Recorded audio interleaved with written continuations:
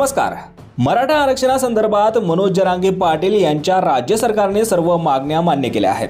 याबाबत राज्य सरकारने नवीन GR काढला असून आज मुख्यमंत्री एकनाथ शिंदे यांनी जरांगे पाटलांच्या हाती सुपूर्द केलाय।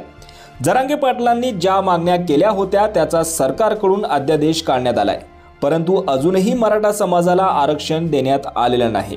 याच पार्श्वभूमीवर मनसेचे अध्यक्ष राज ठाकरे यांनी मोठी प्रतिक्रिया दिली आहे। मनोज जरांगे पाटील यांच्या मागण्या संदर्भात राज्य सरकारने अध्यादेश काढला आहे।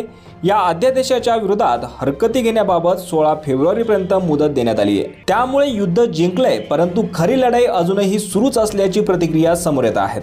यातच राज ठाकरेंनी दिलेली प्रतिक्रिया खूप काही सांगून जाते। राज ठाकरे यांनी म्हटलं आहे की मनोज जरांगे पाटील यांचं अभिनंदन, सरकारने तुमच्या सगळ्या मागण्या मान्य केल्या, आता फक्त आरक्षण मिळण्याचं बाकी आहे। ते कधी मिळणार हे पण एकदा मुख्यमंत्र्यांना विचारा, म्हणजे आपल्या मराठा बांधवांना भगिनींना ही खरी परिस्थिती समजेल। लोकसभा निवडणुकीआधी पारदर्शकता येईल हीच अपेक्षा, असा टोला देखील राज ठाकरे यांनी राज्य सरकारला लगावला आहे। दरम्यान राज्य सरकारने काढलेल्या अध्यादेशाला ओबीसी नेते आणि मंत्री छगन भुजबळ यांनी विरोध दर्शवला आहे। उद्या या संदर्भात 5 वाजता सर्वपक्षीय ओबीसी व इतर समाजाच्या नेत्यांची बैठक पार पडणार असून पुढची रणनीती या बैठकीत मांडली जाणार आहे। तर दुसऱ्या बाजूला सरसकट मराठ्यांना कुणबी प्रमाणपत्र देता येणार नाही अशी प्रतिक्रिया उपमुख्यमंत्री देवेंद्र फडणवीस यांनी दिली आहे। त्यामुळे सरकारने काढलेल्या अध्यादेशावर अजूनही प्रश्नचिन्ह उपस्थित केले जात आहेत।